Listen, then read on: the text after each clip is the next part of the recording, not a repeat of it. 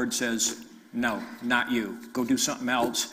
And it's something that I'm listening to. I'm, listening to you guys, and I'm listening to the Lord. And I also measure that, like, through the internship, putting myself in a position of, stepping out of the boat and in things I'm thinking, I'm probably over my head here. And seeing how the Lord is, like, unmistakably involved with me. Whatever he's going to do with me, he's propping me up and he's helping me in this effort. So that's been encouraging. But yeah, there still are fears that I could wake up one day and realize and just have to swallow it and say, okay, you got to do something else. You can't be in ministry.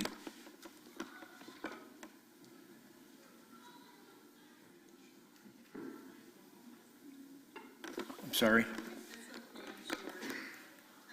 We have a lot of families that are coming to the church and that are being part of our family ministries and a lot of the ministries in the church. You mean new families? New families. Yeah. Yes, who haven't grown up in the church. And I see that this position deals with family ministries also. So I'm just wondering, we have a lot of children that are coming to some of our ministries, like Kids Club and that, who have special emotional care needs. And I'm just wondering, Pastor Josiah. What was the last thing you said? We have a lot of kids coming to our kids programs that have special care, emotional needs. Oh, yeah. Will you be working with Pastor Josiah in ways to better equip our church and the workers in these ministries? Well, some of the... Deal with that? Yeah, that's really a good question, because it's, as Pastor Andrew has impressed upon us over this year and a half that I've been here involved with him, is the need to train. And so a big part of this ministry for me is jumping in and growing and getting more education, and in that area especially, because that is a challenge. It's a really big need. It's exploding on us. And so, yes, part of the description is to cooperate, is to coordinate with the children's ministry. I think Josiah would say that I've taken the time to do that, and I think we've enjoyed that. It's been really wonderful for me working with this guy right here, and with Andrew. But so that focus is there. I don't know if I have any specific answers and I don't know the specific situations you're talking about, but it's a very big need. It needs to be something we pursue education on. And the education is there. It's available.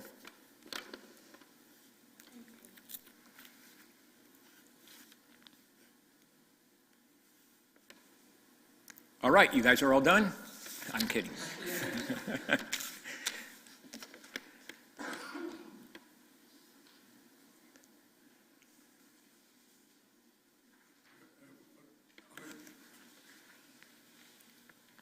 Chuck, are you going to be working with the people that are already doing some of this stuff too? Are you going to work as a I'm not a coordinator for those? Yeah, I'm not like a lone cowboy here. I am very interdependent with the other two guys, and it's just even in the internship, and that these relationships are very, very crucial and powerful. I would hope that I'd have some impact in their ministry. I know they do in my efforts. So, yeah, there is that coordinating, understanding where each other are and their needs, how we can help each other in ministry. I think that's what you're asking me, or? Yeah, well, I was thinking about the teachers. Oh, and like Teachers that are already in positions. in discipleship hour? In discipleship hours, Sunday evening. Yeah, certainly. Meeting with them, going over where they're at and what they're thinking. I think any ministry, several years ago I had just wanted to, we have missionary week. I remember even 7-8 years ago just pushing, saying, let's have ministry week where we have all our ministry leaders come in and share. And so now we're doing that, to some degree, and we just share what's going on, your desires, your struggles, your vision. And so meeting with them people and making sure where they're at and then trying to support them. I mean, those are their ministries, and it would be like my job to come alongside them and help them with that, support them in that. So I don't know if that answers your... Okay. Josiah and then Ken. Kind of a hard question. I know you haven't gotten every detail ironed out or figured out yet, but we've talked about this, and I would enjoy hearing you share your thoughts on it. If you could imagine a discipleship ministry that was really firing on all cylinders, what would that look like? If you just, in your mind, what could it look like? I know you're not saying this is what it's going to be, but just... Like, well, I mean, generally where the Lord is praised in everyone's life, where people have committed to dying to self. I mean, that's what discipleship is. So what does it look like? I mean, yeah, okay, I'll tell you one.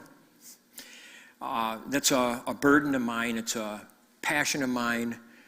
It comes from my childhood. It comes from myself raising children. And it comes from being here and watching people, watching the children. One of the things that I think would be critical and crucial, and I think it's a long haul, but that would be to see parents take back the primary responsibility in discipling their children.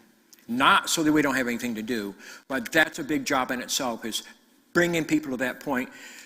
We have allowed that to slip we've allowed the church to take that over. And when you are dealing with kids back here, and from here out across that room, you start coming in, there's a group of kids there, you start getting an idea right away who's discipled at home. And as you get closer and closer and closer, and you sit down with these kids, it starts becoming very apparent that this child is well discipled at home. And not that we don't have a place then to go on from there.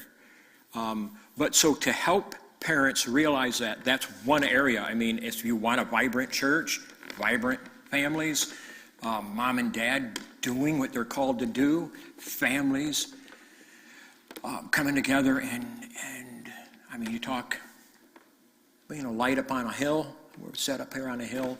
So, I mean, it comes back to how pastors have been preaching the strong church, that strong Christians make strong marriages, strong families, strong church. So, being part of that, Josiah, I don't know, I don't want to dodge your question, but... How a single person, an individual growing in their faith, meeting where they're at, and having them understand that there's no greater. And this isn't just like pie in the sky stuff, but when you can lead somebody, help somebody come to that point where they're looking at and saying, they themselves say, there is no greater person in this world than God and my relationship with him, and my response to the cross, and contentment and gratefulness. So being part of that. I love the idea of Pastor Andrew's desire to build leaders, to have the Timothy track and the Barnabas track, men and women alike coming in there and wanting to. We have 2 or 3 young men already signed up for that, and to be able to even further my education, so I can even be a part of a real part of really helping those young men become leaders. That's another way to see a vibrant discipleship here. More leaders. Ken? Is this a full-time position for you, or are you carrying on other responsibilities? No, I quit work about a year and a half ago. Actually, it'll be 2 years this February I was done and came here. I would say that the internship was really, in your mind, set to be 15 hours or 20 hours maybe? 10 to 15 hours. And I think I looked at it, Ken, as during the discipleship or during the internship, boy, I only have a year and a half or a year to train in this internship, and I feel like that's not enough time. So I spent a lot of time here doing, and Pastor Andrew was great at like giving me direction and pointing me in directions and giving me things to do, challenging me. So I assume that is a very full-time job. And I'm not engaged in anything else.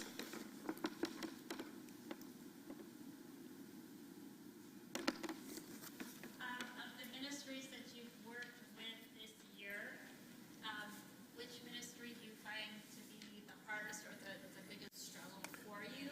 And how do you feel like you would be? That's easy.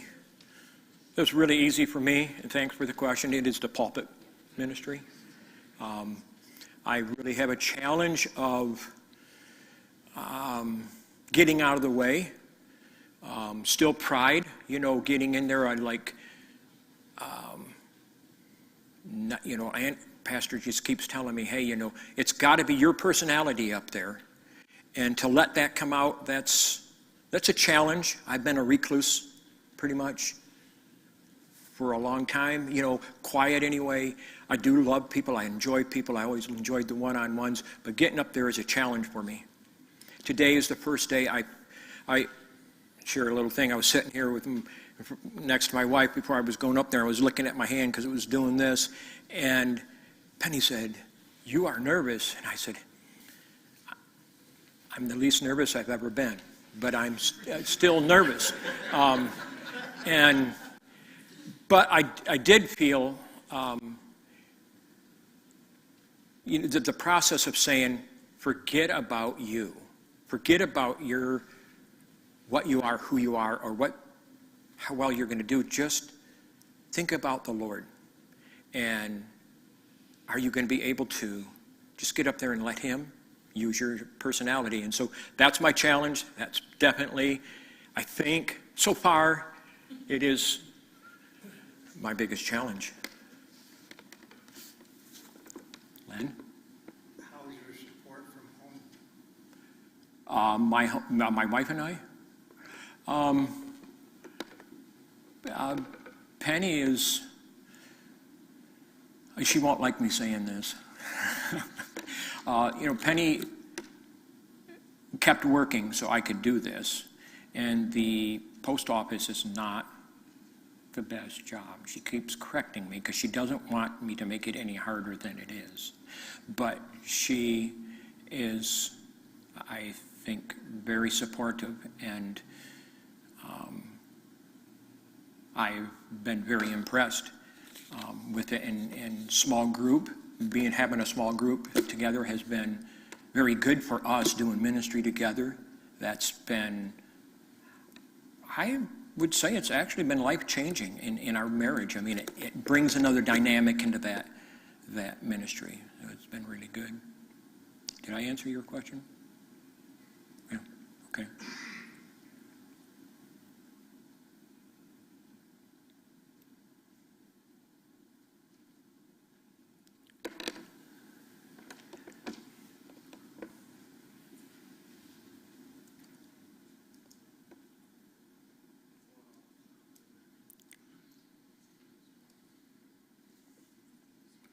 I don't know if it's quiet is good or if it's bad. I'm not sure.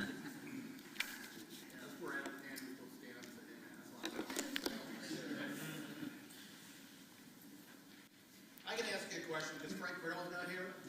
So Frank Riddle asked Pastor Steve a real big question. Uh-oh. How do you feel about mixed bathing? How do I feel about what? Mixed bathing, mixed swimming. Oh, when you're swimming? Yeah, women and men swimming together. I'm not very culturally inept. What do you mean by that? Like men and women? Okay. Good. Not one of your stories, Chuck. Huh? Not one of your stories. About that? I have no stories about anything like that, Dwayne. How has the congregation been with you as far as supportive of you? I thought quite amazing, really. Bill. I don't know if I should say this. On one hand, I'm a competent person, and on the other hand, I have no competence. And I wasn't real competent. Like Andrew called me, well, I don't know, when was it, a year ago or at some point, and said, hey, you're in this internship, and your idea is you're aiming to find a church. And I talked about it a lot, and he wondered, would you have interest in being a discipleship family pastor here? And I don't think I answered immediately, but I was thinking, like, really? Like, don't ask me twice, because that would be, I mean, to grow up here, to stay here, that, I mean, one of the thoughts you have, like when you're going into ministry, is thinking, where will the Lord take me? You know, Timbuktu, downtown Detroit. Not that there wouldn't have been some good in that, but if I stay here, I mean, it's like pretty good for me. And I think the people have gave me confidence that, I mean, I think because of some of you in here, my confidence is growing in that.